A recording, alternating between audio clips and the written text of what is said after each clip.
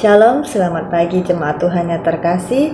Sungguh kita bersyukur hari ini kita boleh kembali disapa oleh Tuhan melalui kebenaran firman-Nya, melalui sarapan bersama-sama pada pagi hari ini. Mari sebelum kita masuk dalam renungan sarapan, kita berdoa. Tuhan, terima kasih atas hari baru yang Tuhan berikan lagi kepada setiap kami umat-Mu. Terima kasih untuk kesempatan baru, nafas hidup yang baru, semangat yang baru, kekuatan yang baru yang Tuhan berikan bagi setiap kami. Tuhan, kami hendak memulai hari kami hendak memulai aktivitas kami sepanjang hari ini. Namun sebelum kami memulai hari kami, sebelum kami memulai aktivitas kami rindu dituntun oleh kebenaran firman-Mu. Maka berkatilah firman yang akan disampaikan, berkati setiap kami yang akan mendengarkan. Biarlah firman-Mu boleh sungguh kami mengerti, terlebih boleh kami lakukan dalam kehidupan kami sepanjang hari ini. Terima kasih Bapa di surga, berkati waktu pemberitaan firman-Mu. Di dalam nama Tuhan Yesus kami berdoa. Amin. Jemaat yang terkasih, mari saya mengajak kita semua untuk boleh membuka Alkitab kita di dalam Yeremia 23 ayat yang pertama sampai yang ke-8. Yeremia 23 ayat yang pertama sampai yang ke-8, saya akan membacakannya untuk kita semua. Yeremia 23, LAI memberi judul Janji tentang Tunas Daud yang Adil. Celakalah para gembala yang membiarkan kambing domba gembalaanku hilang dan terserak, demikianlah firman Tuhan. Sebab itu, beginilah firman Tuhan Allah Israel terhadap para gembala yang menggembalakan bangsaku. Kamu telah membiarkan kambing dombaku terserak dan tercerai-berai, dan kamu tidak menjaganya, maka ketahuilah aku akan membalaskan kepadamu perbuatan-perbuatanmu yang jahat. Demikianlah firman Tuhan. Dan aku sendiri akan mengumpulkan sisa-sisa kambing dombaku dari segala negeri kemana aku mencerai-beraikan mereka. Dan aku akan membawa mereka kembali ke padang mereka akan berkembang biak dan bertambah banyak. Aku akan mengangkat atas mereka gembala-gembala yang akan menggembalakan mereka, sehingga mereka tidak takut lagi, tidak terkejut dan tidak hilang seekor pun.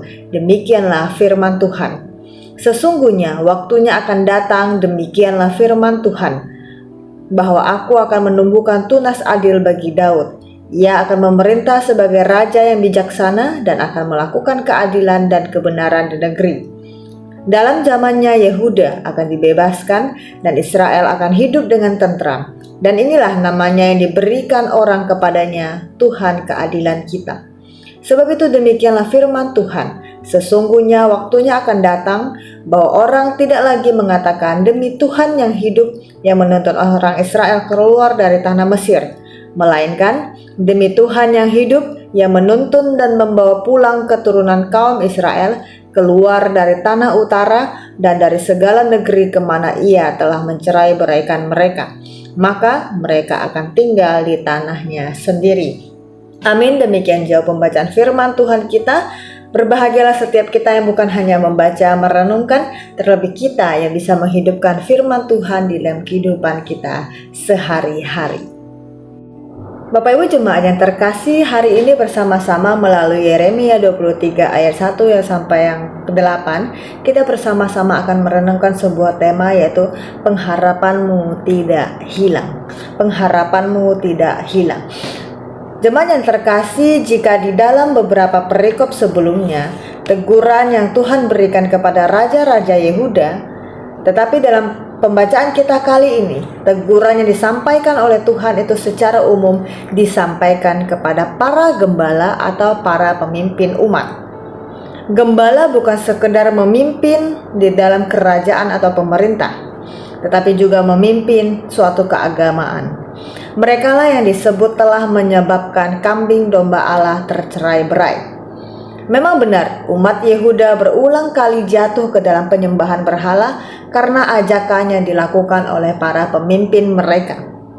Peristiwa kejatuhan Yehuda dan juga pembuangan yang mereka alami adalah konsekuensi dari dosa yang berulang terjadi turun-temurun dari satu generasi ke generasi yang lainnya. Namun, meskipun demikian, Tuhan Allah tetaplah Tuhan yang penuh dengan kasih. Pada waktunya Tuhan akan mendatangkan pemimpin yang menegakkan keadilan dan kebenaran bagi bangsa Israel. akan tiba waktunya bagi umat Tuhan. Mereka akan dikumpulkan kembali di tempat pembuangan mereka masing-masing. Peristiwa ini bahkan lebih besar daripada peristiwa keluarnya bangsa Israel dari tanah Mesir yang dipimpin oleh Nabi Musa.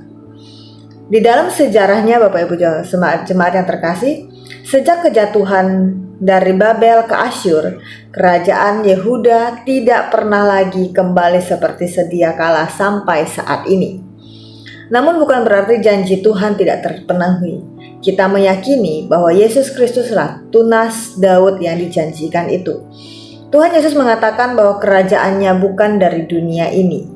Dan terjadilah penggenapan nats ini, bahwa kehadiran Raja baru ini akan jauh lebih besar daripada peristiwa keluarnya bangsa Israel dari Mesir pada saat itu. Bahkan dikumpulkannya umat Tuhan tidak lagi terbatas pada umat Israel saja, tetapi kepada semua suku bangsa yang ada di dunia ini. Bapak Ibu jemaat yang terkasih, menjalani kehidupan kita saat ini, kita menghadapi banyak keadaan-keadaan yang tidak mudah bagi kita. Entahkah itu karena keadaan yang membuat kita tidak mudah, ataupun karena dosa yang kita lakukan yang membuat kita harus hidup di dalam penderitaan yang tidak mudah bagi kita, sehingga kita harus melakukan begitu banyak perjuangan demi perjuangan di dalam melanjutkan hidup yang tidak mudah ini. Firman Tuhan hari ini mengingatkan kepada kita bahwa pada saat itu bangsa Israel yang sudah tidak berpengharapan, mereka yang sudah dibawa ke pembuangan, mereka yang sudah tidak tahu lagi bagaimana caranya keluar dari pembuangan, Allah menjanjikan tunas baru. Allah menjanjikan ketenteraman bagi mereka. Allah menjanjikan keadilan dan kebenaran. Allah menjanjikan bahwa Ia akan mengirim seseorang yang bisa membawa mereka keluar dari pembuangan dan bisa menjalani hidup di kumpulan negeri mereka masing-masing.